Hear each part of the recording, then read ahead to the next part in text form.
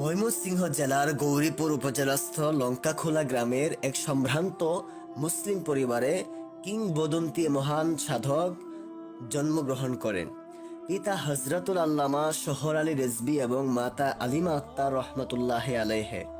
জন্মসাল সম্পর্কে সঠিক তথ্য জানা না গেলেও 19 শতকের শেষ দিকে তার জন্ম বলে প্রতীয়মান। মাইজভান্ডার দরবার শরীফ চট্টগ্রাম কর্তৃক আয়োজিত সম্বর্ধনা অনুষ্ঠান উপলক্ষে 2006-এ প্রকাশিত সংকলনে জন্মসাল 1884 উল্লেখ করা হয়েছে। তবে হুজুর কেবলার স্মৃতিচারণ ও সামগ্রিক ঘটনা উক্ত সালের আরও আগে জন্ম বলে প্রমাণ করে। আল্লামা রেজভী সাহেব হুজুর কেবলা যে কালে লেখাপড়া করেছেন সেকালে সার্টিফিকেটে জন্ম তারিখ লেখা হতো না। বিষয়টি জানার জন্য অনেক অনুসন্ধান করা হয়েছে। হুজুর কেবলাকে জিজ্ঞেস করে সঠিক জন্মসাল জানা না গেলেও বয়স 153 বলে উল্লেখ করেন। স্মরণীয় স্মৃতিচারণ করতে বললে আল্লামা রেজভী উল্লেখ করেন কড়ি দিয়ে খরচ করেছেন তিনি। মুদ্রা হিসেবে কড়ির প্রচলন 19 শতকের শেষের দিকেও ছিল। বাংলাপিডিয়া থেকে কড়ি সম্পর্কে যা পাওয়া যায় তা হলো কড়ি মালদ্বীপের একটি শামুকের খোল। প্রাচীন ও মধ্যযুগেও বিনিময়ের মাধ্যম হিসেবে এর ব্যাপক প্রচলন ছিল। গ্রামাঞ্চলে কড়ি ছিল ক্রয় বিক্রয়ের প্রধান মাধ্যম।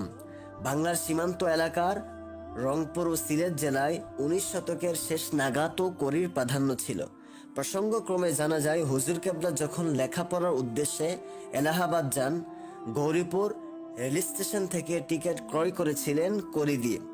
12টি কড়ি, সঙ্গে রূপার টাকাও ছিল। একটি টাকার বিপরীতে 100 কড়ি পাওয়া যায়।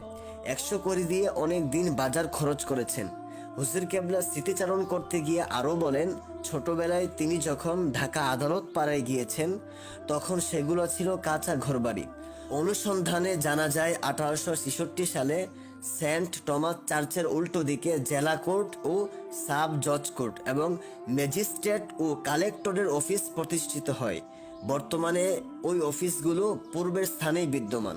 এ প্রসঙ্গে আরও কিছু ঘটনা ও পর্যালোচনা করে এবং হুজুর কেবলার বক্তব্য অনুসারে বয়স 151 এর ঊর্ধ্বে। তবে জন্মদিন ছিল 1 বৈশাখ, যা তিনি নিজেও পালন করেছেন।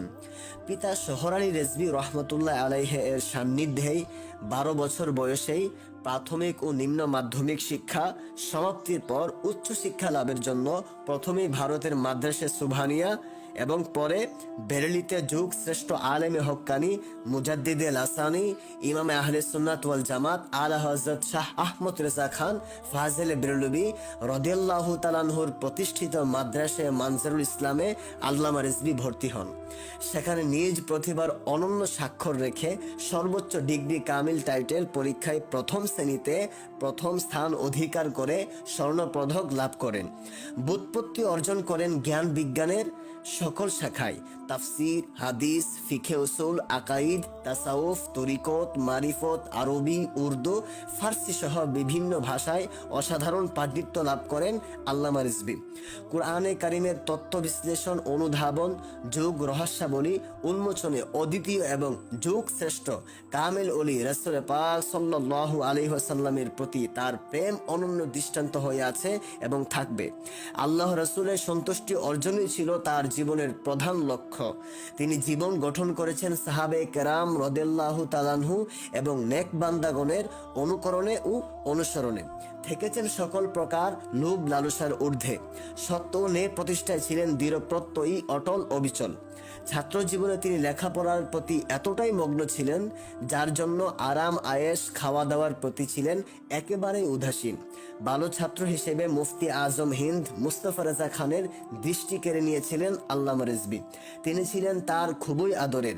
অনাড়ম্বর জীবনযাপনের জন্য মুফতি আজম হিন্দ হুজুর কেবলাকে সাদি বলে উপাধি দেন আর এ নামেই তিনিকে ডাকতেন। লেখাপড়ার প্রতি একাগ্রতার কারণে আরাম আয়েশ কম করতেন আর এজন্য একখানা চাদর আর বালিশের পরিবর্তে ইট ব্যবহার করতেন। কথা শুনে মুফতি আজম হিন্দ তাকে এক সেট বিছানা উপহার হিসেবে দেন। পরবর্তীতে তিনি এই বিছানার প্রতি এতটাই সম্মান দেখালেন তা কেউ কল্পনাও করতে পারবে না। বিছানাগুলো ব্যবহার না করে আতর গোলাপ মেখে অতি সম্মানের সাথে তাবারক হিসেবে রেখে দিলেন আল্লামা রেজভী।